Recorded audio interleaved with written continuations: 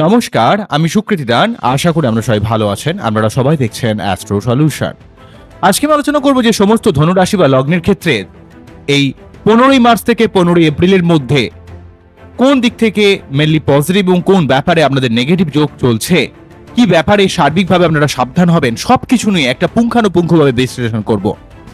এমন আলোচনা সচরাচর কিন্তু আপনারা ইউটিউবে শুনবেন না, কারণ এতটা পুঙ্খানুপুঙ্খভাবে এতটা ডিটেলস আলোচনা আমি করব যা কিন্তু আপনাদের ভালো লাগবে। মূল আলোচনার সঙ্গে আমরা জেনে রেখে অ্যাস্ট্রো সংক্রান্ত নিত্য টিপস পেতে আমার এই চ্যানেলটিকে সাবস্ক্রাইব করে রাখতে পারেন। চলে আসি মূল আলোচনায়। প্রথমে হলো দেখুন, ধনু রাশি বা লগ্নের মানুষেরা অত্যন্ত উদার, অত্যন্ত স্বাধীনচেতা মেন্টালিটির, অত্যন্ত জ্ঞান অনেক ব্যাপারে রয়েছে। আপনারা কখনো কখনো অত্যন্ত উদার হন, আবার কখনো কখনো অত্যন্ত কনজারভেটিভ হয়ে যান। আপনাদের কিন্তু একটু পেটের সমস্যা ক্রিয়েট করে, অত্যন্ত মাথা গরম হয়ে যায়। আপনাদের জীবনে বিবাহ এবং কর্মকেন্দ্রিক কিছুটা সমস্যা কিন্তু জেনারেলভাবে ক্রিয়েট করতে দেখতে পাওয়া যায়। তো যাই হোক, এই মুহূর্তে 2023-এর সেই অক্টোবর থেকে রাহু এবং কেতু 4th এবং 10th হাউসে অবস্থান করার জন্য পরিবার এবং সেই সঙ্গে আপনাদের কর্ম রিলেটেড কিছু সমস্যা অলরেডি কিন্তু ফিল করতে হচ্ছে। যদিও মঙ্গল এই মুহূর্তে 7ম ভাবে থেকে আপনাদের অনেক মানুষের সঙ্গে এই যে লড়াই করা যে মানসিকতা, অনেক মানুষের সঙ্গে একটা সার্বিক যোগাযোগ, কমিউনিকেশন, ব্যবসায়িক উন্নতি, আপনার মধ্যে একটা লিডারশিপ ক্ষমতা বৃদ্ধি করেছে। অন্যদিক থেকে লগ্নপতি বা রাশিপতি বৃহস্পতি দেব 6ষ্ঠ ভাবে অবস্থান করে কিছুটা পেটের সমস্যা ক্রিয়েট করলেও আপনার সার্বিক অর্থে যে কোনো ধরনের কম্পিটিশনের জায়গায় আপনাকে কিন্তু যথেষ্ট পজিটিভ ফল দেওয়ার কিন্তু চেষ্টা করছে।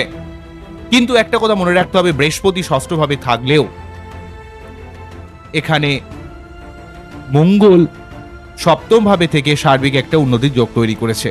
এখানে বৃহস্পতি আপনার জীবনে সার্বিক অর্থকেন্দ্রিক, ঝামলা কেন্দ্রিক জায়গা থেকে অনেকটা টেনে বার করে নিয়ে আসছে। লোন শোধ করা, জীবনের সার্বিক ঝামলা থেকে বার করে নিয়ে আসা, শারীরিক সার্বিক সমস্যা থেকে নিস্তার পাওয়ার ক্ষেত্রে এখানে কিন্তু বৃহস্পতি দেব সর্বাত্মকভাবে আপনাকে হেল্প করছে। যদিও কিন্তু আমরা 14ই মের পর থেকে কিন্তু আমরা 7ম ভাবে বৃহস্পতি দেবকে পাবো, সেক্ষেত্রে কিন্তু আপনাদের বিবাহ সংক্রান্ত ব্যাপারে আপনাদের কিন্তু অনেকটা হেল্প করবে। নতুন কোনো প্রেম আসতে পারে, প্রেম করে বিবাহের সম্ভাবনা ক্রিয়েট করতে পারে। আপনার জীবনে সার্বিকভাবে কিন্তু অনেক ভালো ভালো মানুষের সঙ্গে একটা যোগাযোগ বা কমিউনিকেশন তৈরি করতে পারে। এবং বৃহস্পতি দেব কিন্তু সার্বিকভাবে কিন্তু অর্থকেন্দ্রিক ব্যাপারে, পরাক্রমতার ব্যাপারে, নিজের মানসিক শান্তির ব্যাপারে অনেকটাই কিন্তু হেল্প করবে। কিন্তু এই মুহূর্তে আপনাদের ক্ষেত্রে যদি বলি, বৃহস্পতি দেব কিন্তু 6ষ্ঠ ভাবে থেকে কর্মের জায়গায় অনেকটা ডামাডোলটাকে ম্যানেজ করার চেষ্টা করছে। আপনার বিদেশ যাত্রা, বিদেশ থেকে অর্থ ইনকাম এবং অর্থ সেভিংস এর দিক থেকে বৃহস্পতি দেব কিন্তু সার্বিক একটা গঠনমূলক প্ল্যানিং কিন্তু করে দিচ্ছে। কিন্তু আমি যদি সার্বিক ব্যাপারের কথা বলি, সেটা হচ্ছে আপনাদের রাশি বা লগ্নের ঠিক 4র্থ ভাবে যেখানে রাহু অবস্থান করছিল, সেখানে অলরেডি কিন্তু রাহু, বুধ, শুক্র এবং সেই সঙ্গে সূর্যদেব অবস্থান করছে টোটাল চৈত্র মাস জুড়ে। তাই আপনারা জানেন যে এখানে অলরেডি রাহু, রবি মানে গ্রহণ দোষ, বুধ রাহু মানে বুদ্ধিনাশ দোষ, শুক্র রাহু মানে কামুক যোগ বা ছন্নছাড়া যোগ কিন্তু আরো বেশি ভাইটাল হয়ে যাবে যখনই 29শে মার্চ শনিদেব রাশি পরিবর্তন করে মীন রাশিতে প্রবেশ করবে। কুম্ভ রাশি থেকে মীন রাশিতে প্রবেশ করবে দীর্ঘ 2.5 বছর পর। সঙ্গে সঙ্গে কিন্তু একটা পঞ্চগ্রহ যোগের একটা অবস্থান কিন্তু তৈরি হয়ে যাবে।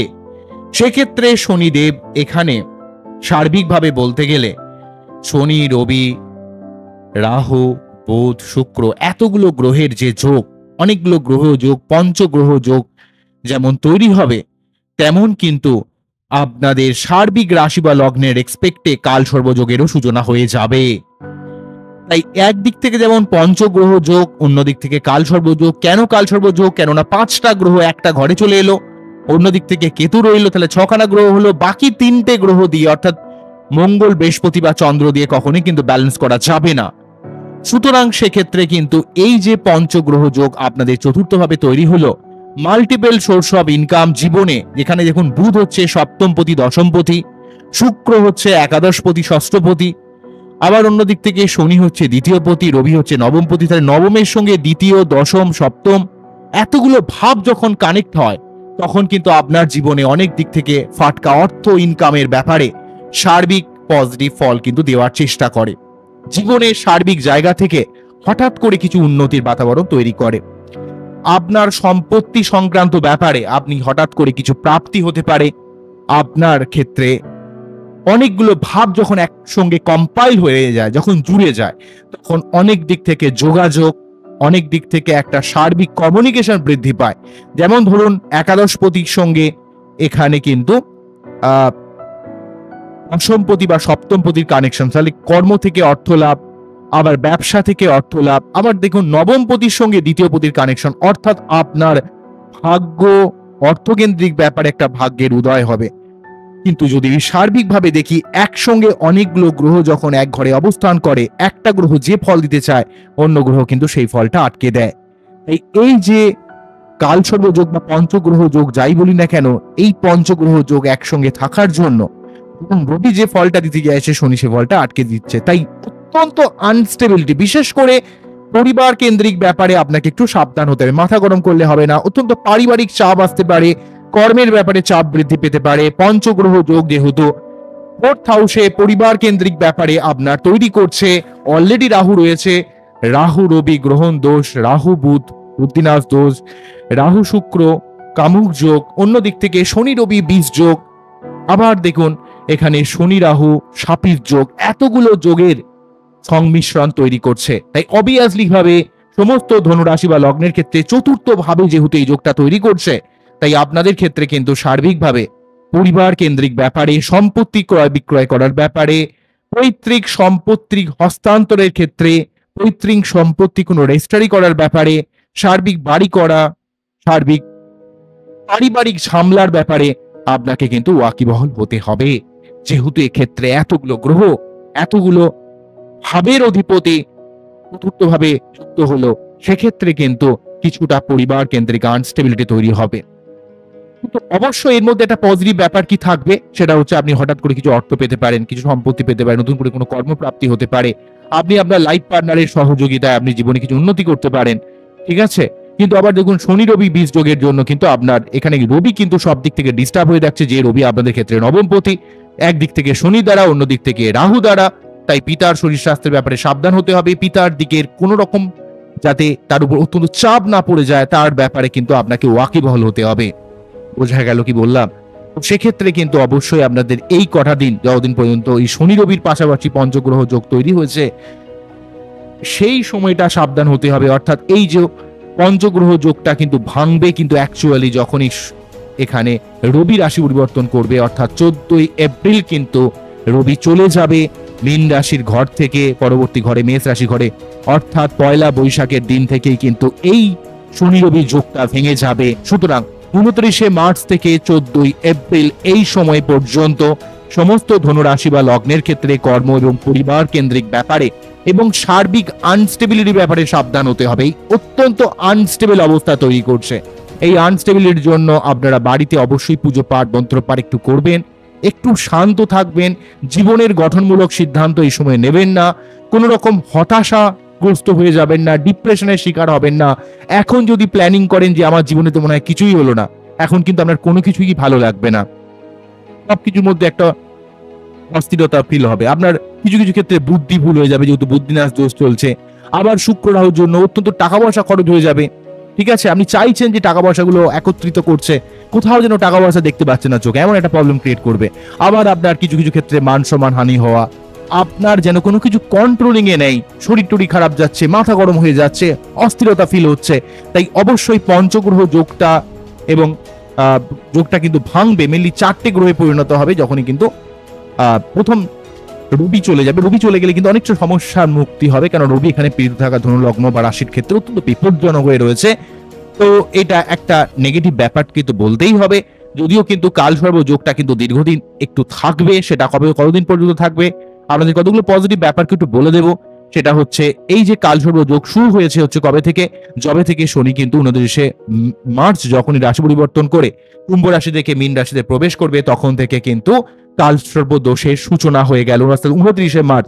আর কালসর্প দোষ ভাঙবে হচ্ছে 28শে এপ্রিল, যবে মঙ্গল রাশি পরিবর্তন করে কন্যার ঘরে 28শে জুলাই।